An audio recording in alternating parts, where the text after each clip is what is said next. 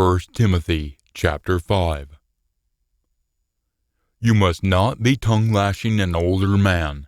Rather, you must be continually encouraging him as a father, the younger men as brothers, the older women as mothers, and the younger women as sisters, with all purity.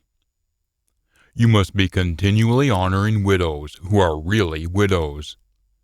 Now, if any widow has children or grandchildren, those must be continually learning to be very devoted to their own household first, and to be repaying their obligation to their ancestors, for this is acceptable in Almighty's sight.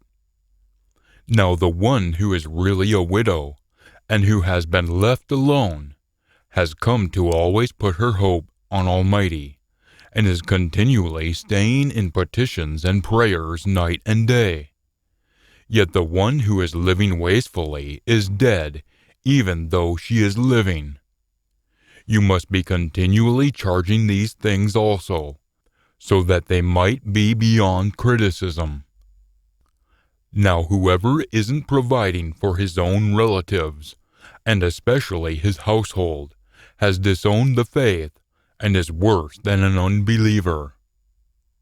You must let a widow be put on the list of widows to serve the group, only if she isn't less than 60 years old, has been the wife of one husband, not a former divorcee who had remarried, and can receive testimony as to her ideal works.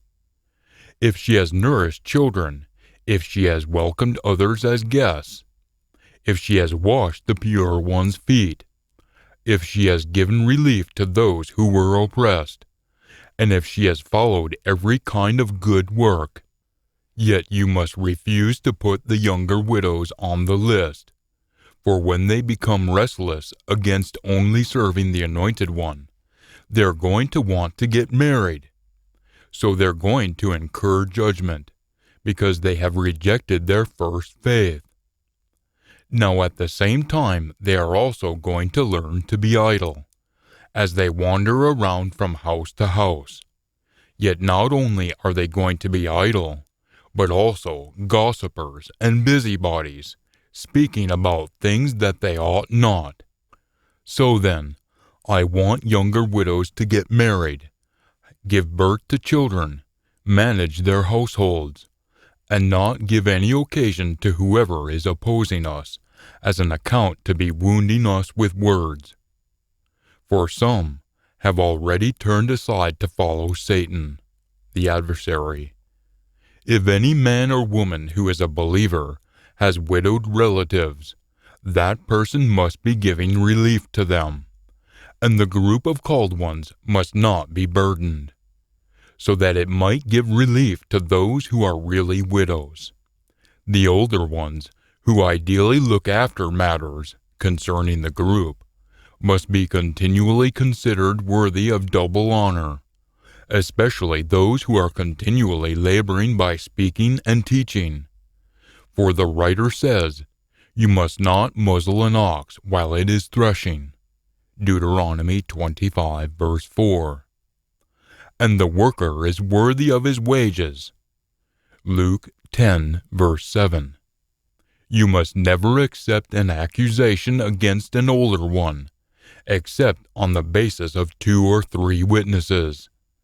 Those who continue doing it wrong, you must be exposing in the sight of everyone, so that the rest also might be afraid of doing something that is wrong.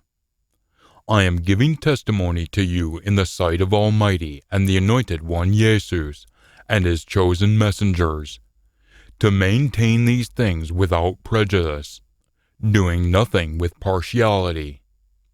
You must never place your hands upon anyone too quickly, nor be sharing in the wrongdoings of others. You must be continually keeping yourself pure. You must stop drinking only water. Rather, you must be using a sip of wine in view of your stomach and your frequent weaknesses.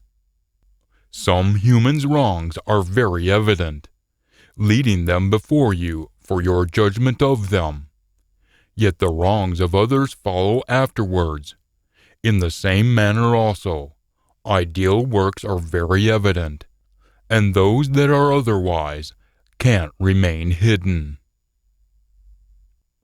1 Timothy chapter 6.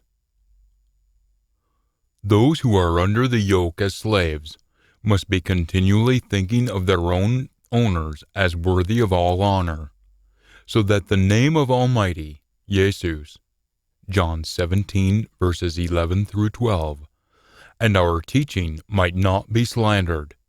Yet those who have owners who are believers must never despise them, because they are brothers and sisters. Rather, they must be continually slaving for them all the more, because the ones who are supported by this good work are believers and dearly loved.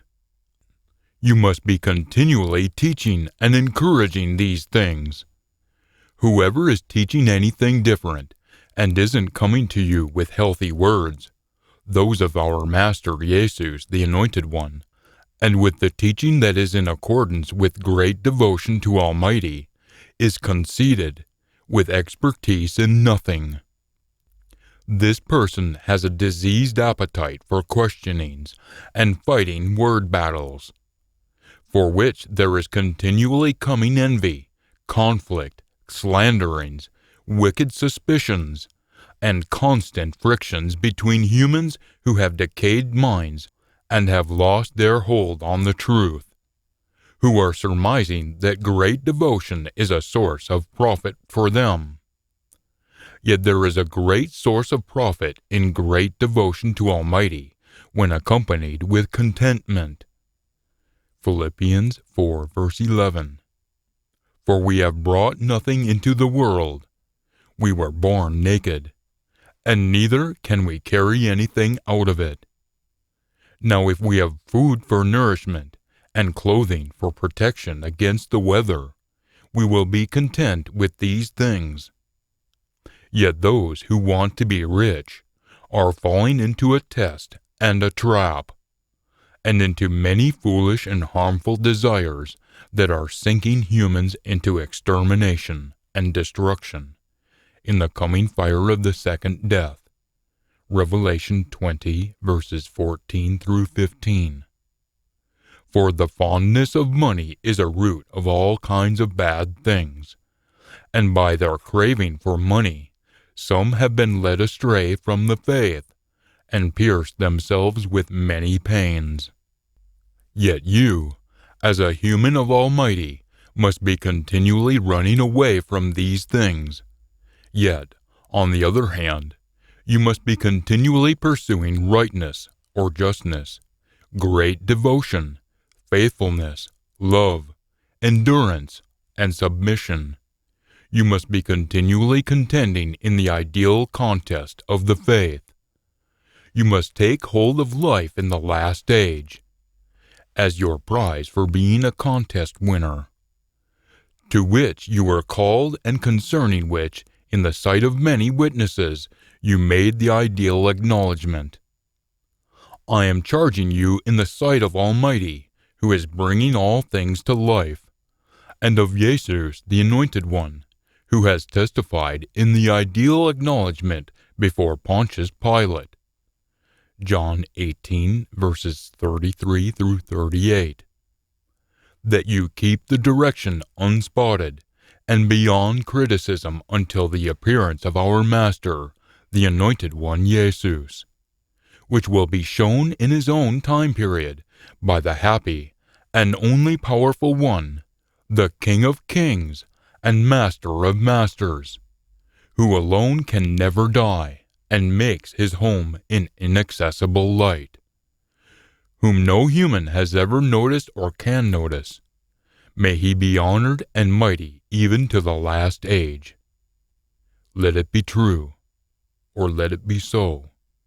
You must be continually charging those who are rich in the current age to never be high-minded, nor to put their hope in the uncertainty of riches, but on Almighty, who is richly presenting us with everything for our enjoyment, to be continually doing good works, to be continually rich in ideal works, to continually be a liberal sharer, continually storing up as a treasure for themselves an ideal foundation for what is going to come, so that they might take hold of life that is really life.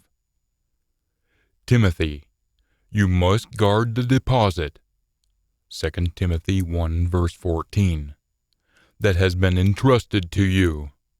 You must be continually turning aside from impure and empty discussions and objections from what is falsely called knowledge. Those who are claiming to have this have not been walking in a straight line with regard to the faith. May favor be with you.